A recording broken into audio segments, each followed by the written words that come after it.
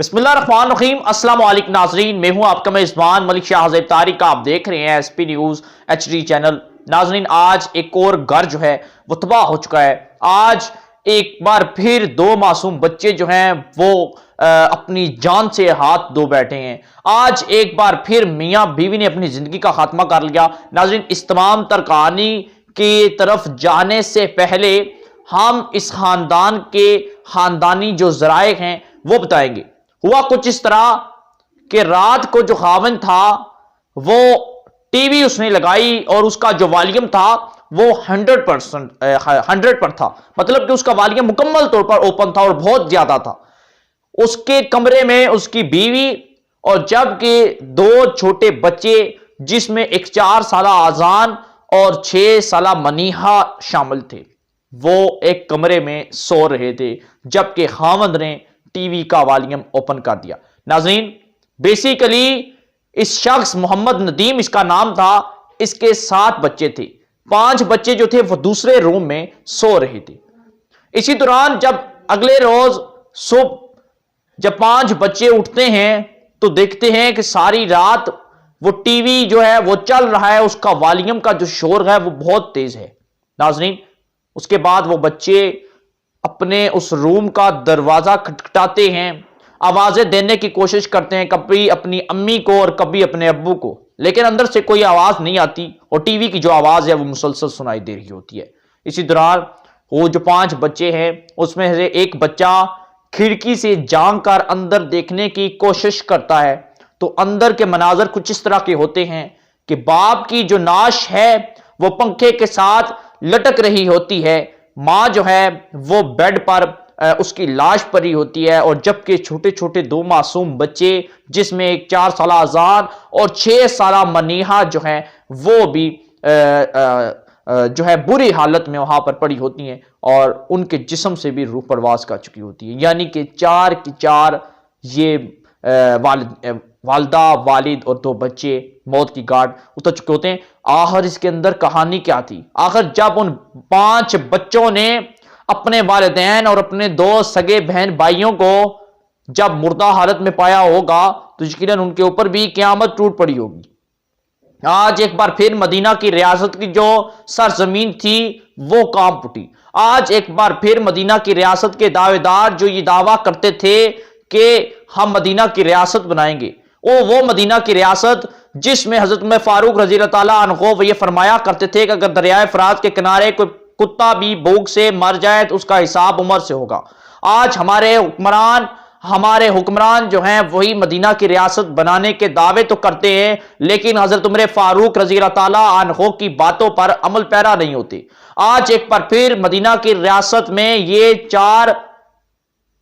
چار لوگ جو ہیں یہ لوگوں سے مدد کی بھیک مانگتے مانگتے جو ہے وہ جو ہے اپنی جان کی بازی ہار گئی۔ ہوا کچھ اس طرح کہ یہ محمد ندیم جو ہے اس کی عمر 40 سال، بہاولپور کی تحصیل حاصل پور کی یہ واقعہ ہے۔ وہاں کا رہائشی محمد ندیم جو کہ بیج فروخت کا کاروبار کرتا تھا، بیج فروخت کا۔ ناظرین، ہوا کچھ اس طرح کہ اب موجودہ دور کرونا وائرس کا دور اور لاک ڈاؤن کا دور، اس کا کاروبار بری طرح متاثر ہوا۔ اس کا کاروبار جو ہے یقیناً ہر کاروبار کے اندر کا ضرور ہوتا ہے، لین دین ضرور ہوتا ہے، لیکن وہ شخص جو ہے وہ گھبراہٹ کا شکار ہو چکا تھا، اس کا کاروبار بری طرح متاثر ہو چکا تھا۔ یقیناً اس وبا کی صورت میں تمام لوگ بری طرح متاثر ہوئے، جو ایک دوسرے سے جنہوں نے پیسے لینے تھے وہ مانگ رہے تھے۔ اسی طرح محمد ندیم نے بھی جس سے پیسے لیے ہوئے تھے وہ لوگ اس سے پیسے مانگ رہے تھے۔ محمد ندیم کا بہت لوگوں کے ساتھ تنازع چل رہا تھا پیسوں کا، کسی سے تو محمد ندیم نے لینے تھے اور کسی کو محمد ندیم نے دینے تھے۔ بہت پریشان تھا۔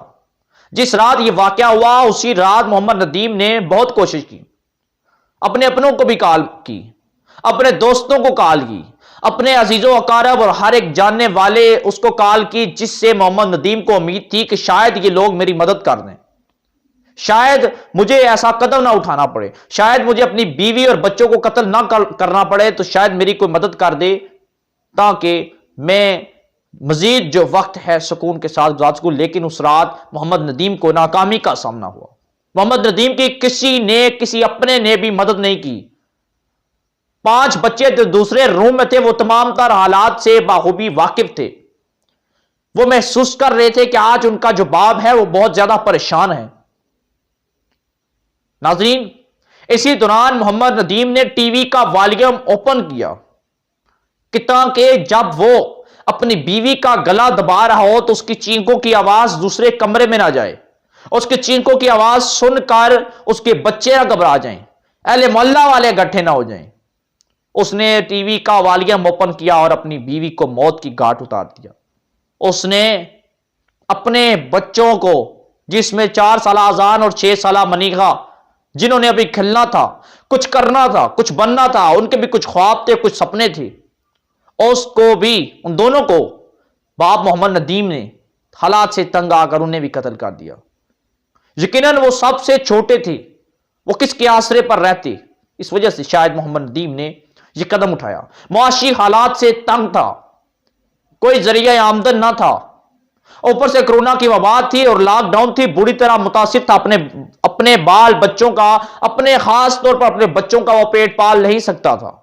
شاید وہ پھر بھوک سے یا پھر بھوکا رہ کر گزارا کر لیتا، لیکن بچوں کی وہ بھوک برداشت نہیں کر سکتا تھا، ان کے چہرے پر مایوسی نہیں دیکھ سکتا تھا۔ وہ بہت زیادہ پریشان تھا، اپنے علاقے میں، اپنے خاندان میں اپنی بدنامی کا باعث نہیں بننا چاہتا تھا کہ لوگ اس کے گھر کے باہر آ کر دروازہ کھٹکھٹائے اور قرض مانگے اس سے جو اس نے لیا تھا۔ لوگ اپنے پیسے وصول کر رہے ہیں، وہ نہیں چاہتا تھا۔ ناظرین، اسی دوران محمد ندیم نے اپنی بیوی اور اپنے 2 بچوں کو تو قتل کرنے کے بعد خود بھی پنکھے کے ساتھ رسی ڈال کر اپنی زندگی کا خاتمہ کر دیا۔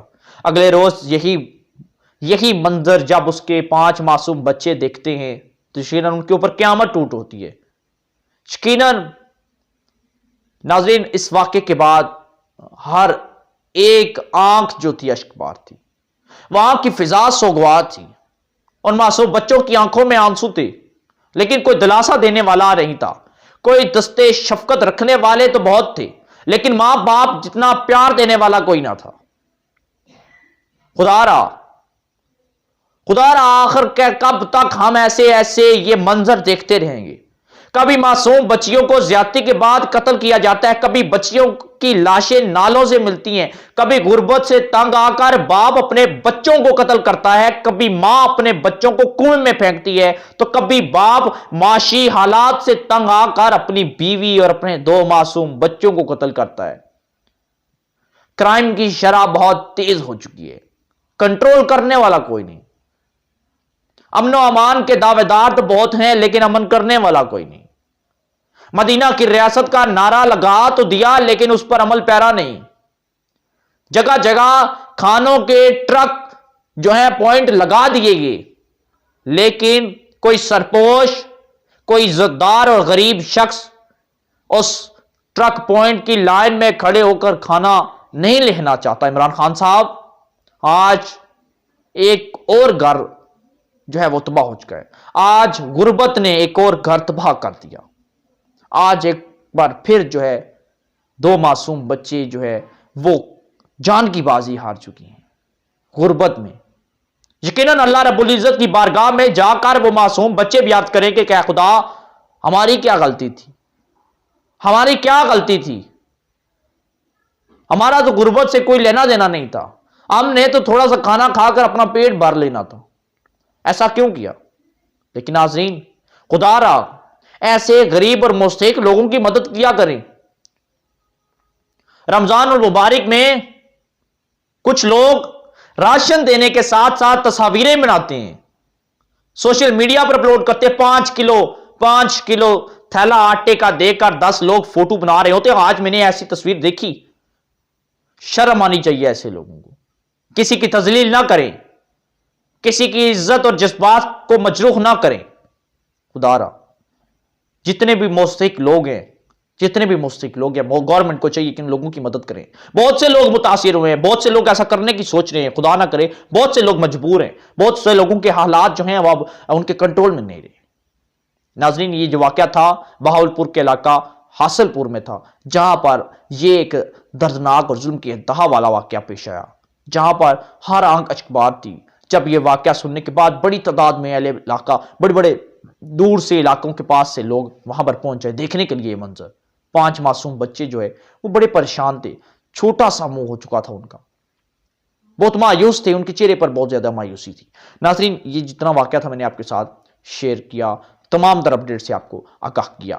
انشاءاللہ پھر کسی پروگرام میں آپ سے ملاقات ہوگی۔ آپ سے گزارش میں کرتا ہوں کہ ہماری یار چینل کو سبسکرائب ضرور کر لیں، بیل آئیکن کو پریس کر لیں تاکہ ہر آنے والی لیٹسٹ اپڈیٹ اب تک بآسانی پہنچ سکے۔ ویڈیو کو لائک کیا کریں، کمنٹ کیا کریں، شیئر کیا کریں۔ اللہ حافظ۔